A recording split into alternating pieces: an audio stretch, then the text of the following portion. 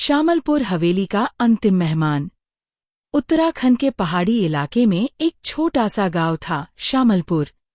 यहाँ एक बात हर कोई फुसफुसाकर कहता था कि गांव के छोर पर बनी पुरानी ठाकुर हवेली में पिछले 80 सालों से कोई नहीं रहा और उसके बाद वहां आने वाला कोई भी जिंदा नहीं लौटा। कहानी का मुख्य किरदार है अर्जुन, जो जिला अस्पताल में कंपाउंडर था। एक रात गांव में अचानक तेज तूफान आ गया और अर्जुन की बाइक खराब हो गई। मौसम बिगड़ने लगा, बिजली गायब और आगे सड़क बंद। उसे आश्रय चाहिए था और सबसे पास सिर्फ वही हवेली थी। उसने हिचकते हुए लकड़ी का टूटा फाटक धकेला। फाटक खुद ब खुद चरमराकर खुल गया, जैसे उसकी प्रतीक्षा कर रहा हो। हवेली के भीतर जाले, टूटी खिड़कियां और घुटन भरी बदबू फैली थी। लेकिन सबसे भयावह था ऊपर की मंजिल से आती सा जैसी आवाजें। अर्जुन ने मोबाइल की टॉर्च जलाई, लेकिन रोशनी सिर्फ कुछ फीट तक ही जा रही थी, जैसे अंधेरा उसे निगल रहा हो। अचानक पीछे से किसी ने बहुत हल्के से कहा, रुको, मत जाओ। अर्जुन ने मुड़कर देखा, पीछे कोई नहीं था, लेकिन हवेली में किसी के कदमों के निशान ताजा थे, जैसे कोई उसके आगे आगे चल रहा हो। अर्जुन को ड्राइंग रूम में एक धूल भरी डायरी मिली। उस पर लिखा था, ठाकुरनी आरती। डायरी में लिखा था, मेरे पति पागल हो चुके हैं। इस हवेली में एक प्रेत है जो किसी स्त्री के शरीर में प्रवेश कर लेता है। मैं अगली हूँ।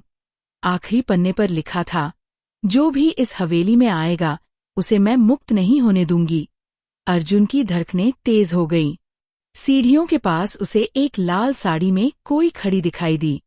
पीठ उसकी ओर थी, लंबे बाल जमीन तक लटक रहे थे। अर्जुन ने कांपते हुए कहा, कौन है आप? स्त्री धीरे धीरे मुड़ी, लेकिन उसका चेहरा था ही नहीं, बस एक काला धुआं जैसा खालीपन। और उसी धुएं से आवाज आई, मैं आरती हूँ, आखिरी मेहमान का स्वागत है।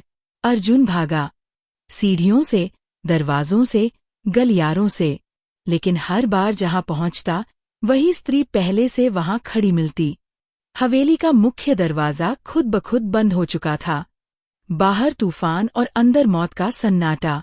अर्जुन ने डायरी दोबारा उठाई और अंतिम पंक्ति पढ़ी, हवेली से बाहर जाने का एक ही नियम है, या तो तुम मरे हुए निकलोगे या मैं तुम्हें अपने साथ रखूंगी।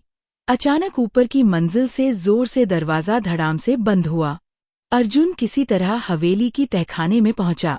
वहीं उसे दीवारों पर सूखे खून के निशान और 13 अलग अलग तारीखें मिलीं। हवेली के हर कमरे में एक कंकाल बैठा था, कुछ पुराने, कुछ नए। सबके सामने वही डायरी का हिस्सा रखा था और बीच में एक ताजा जगह खाली था, मानो वह जगह अर्जुन के लिए खाली रखी गई हो। अर्जुन समझ गया, ये जगह उसके लिए थी। तभी उसके पीछे तेज ठंडा हवा का झोंका आया। लाल साड़ी वाली आकृति उसके पीछे खड़ी थी। इस बार उसका चेहरा धीरे धीरे उभर रहा था, एक आंख ऊपर, दूसरी नीचे। मुंह कानों तक फटा हुआ और भीतर से काला धुआं निकल रहा था। वह आगे बढ़ी, अब तुम भी यहाँ हमेशा के लिए रहोगे। अर्जुन ने चीख मारते हुए एक लकड़ी उठाई और दौड़ पड़ा। तहखाने का पिछला दरवाजा किसी तरह खुल गया। वह बाहर भागा, लेकिन हवेली से 20 फीट दूर पहुंचते ही हवा अचानक रुक गई। सन्नाटा छा गया। अर्जुन ने मुड़कर देखा, हवेली के हर कमरे में लाल साड़ी वाली आकृति खिड़कियों पर खड़ी थी, एक साथ 13 जगहों पर। और सभी आकृतियां एक साथ चिल्लाई, अगली बार मत आना अर्जुन। अगली सुबह हवा साफ थी। लोगों को हवेली के बाहर एक आदमी बेहोश मिला।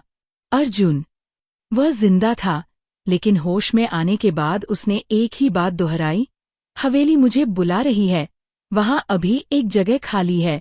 आज भी वह जगह खाली है। और गांव वाले कहते हैं, रात में हवेली के भीतर से एक नई आवाज आती है, अगला मेहमान कौन?